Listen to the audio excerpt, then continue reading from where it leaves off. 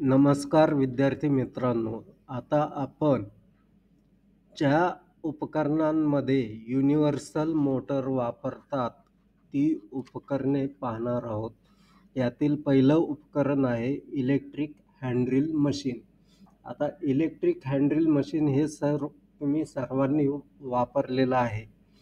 तर याचं कार्यतत्व किंवा युनिव्हर्सल मोटरचं कार्यतत्व हे मी तुम्हाला आता सांगत आहे.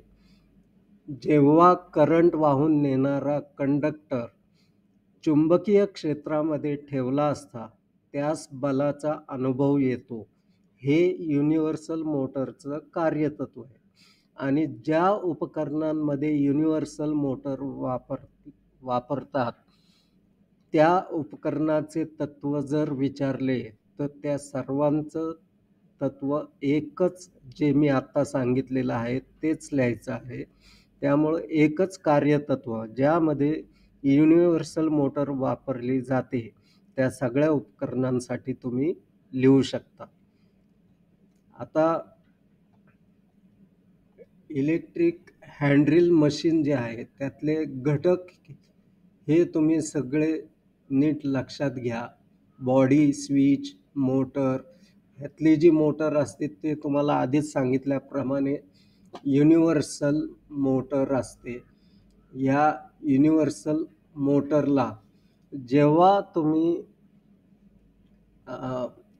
इलेक्ट्रिक ड्रिल मशीनमध्ये युनिव्हर्सल मोटर वापरता त्यावेळेला तुम्हाला गिअर यंत्रणा बसवावी लागते आणि त्या मोटरची गती कमी करून ड्रिल बीटला द्यावी लागते.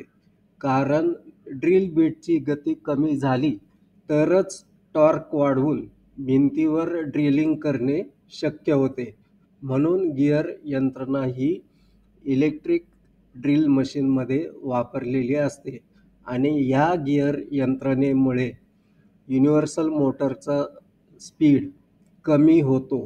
हे चांगल्या पद्धतीने लक्षात ठेवा.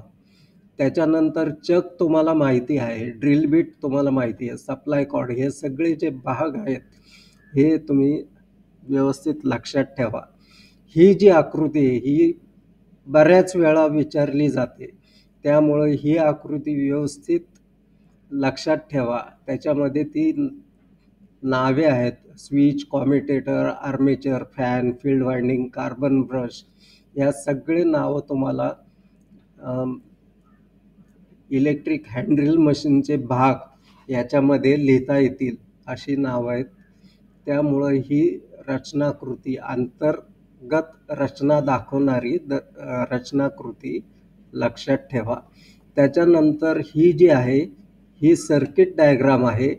ह्या सर्किट डायग्राम सोपी आहे, ही लक्षात ठेवा. ही बऱ्यापैकी विचारली जाऊ शकते. ह्या दोन्ही बाजूला फील्ड कॉईल आणि मध्ये आर्मेचर दाखवणं महत्त्वाचं आहे आणि या इथं स्विच यांनी दाखवलेलं आहे. तर अशा पद्धतीने ही सर्किट डायग्राम तुम्ही लक्षात ठेवा. त्याच्यानंतर कार्य तुम्हाला माहीत आहे. कार्य म्हणजे जेव्हा आपण मशीन चालू करतो तेव्हा काय होतं तर या फील्ड कॉईलमधून करंट वाहतो. फील्ड कॉईलमधून करंट वाहिल्यामुळं काय होतं तर मॅग्नेटिक फील्ड तयार होतं. मॅग्नेटिक फील्ड तयार होऊन ह्या आर्मेचरमध्ये जे कंडक्टर असतात त्याला सप्लाय मिळून त्यातून प्रवाह वाहू लागतो. म्हणजेच मॅग्नेटिक फील्डमध्ये करंट वाहून नेणारा कंडक्टर येतो. त्यामुळे हा आर्मेचर फिरायला लागतो आणि आर्मेचर फिरल्यामुळे रिडक्शन गिअरला जो चक बसवलेला असतो त्या चकमध्ये बसवलेलं ड्रिल बीट हे फिरलं जातं. अशा तऱ्हेने हे कार्य तुम्हाला लिहिता येईल. आता ही जी डायग्राम आहे ही जास्त काही लक्ष देऊ नका ह्याच्याकडे. आता इथं रिकाम्या जागा भरा. इलेक्ट्रिक हँड ड्रिल मशीनच्या ड्रिल बीटची गती कमी करण्यासाठी गिअर बसवलेला असतो, हे याचं उत्तर आहे. इलेक्ट्रिक हँड ड्रिल मशीनमध्ये गिअरचा उपयोग शाफ्टची गती कमी करून बीटला देण्यासाठी होतो.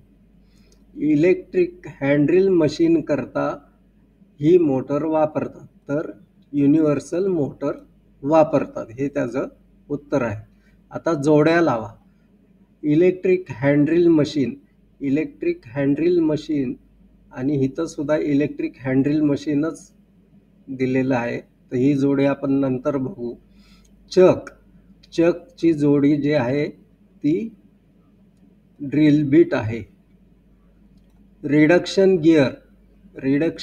गिअरची जी जोडी आहे ती बीटला गती कमी करून देतो, ही आहे.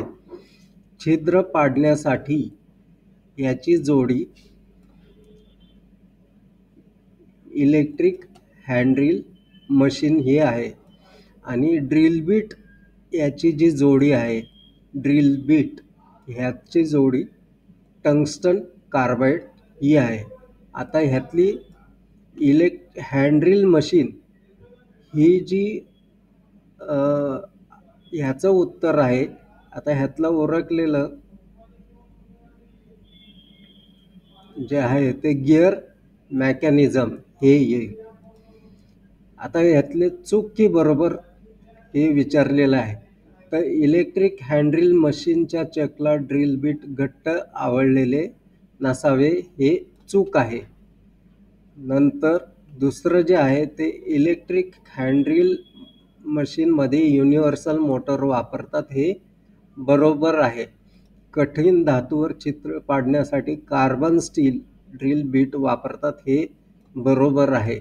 इलेक्ट्रिक हँड ड्रिल मशीनच्या ड्रिल बीटची गती 20,000 RPM असते, हे विधान चूक आहे. कारण इथं विचारले ड्रिल बीटची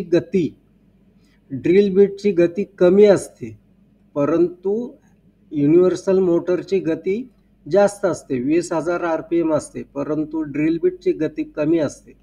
त्यामुळं हे विधान चुकीचं आहे. आता हे बाकीचे जे प्रश्न आहेत त्याच्यावर नुसतं लक्ष द्या. दक्षता कोणत्या घ्याव्यात वगैरे, ते हा महत्त्वाचा आहे जरा. इलेक्ट्रिक हँड ड्रिल मशीन हाताळताना कोणत्या दक्षता घ्यायच्या ते जरा व्यवस्थित करा. अशा पद्धतीने या धड्याची तयारी करा.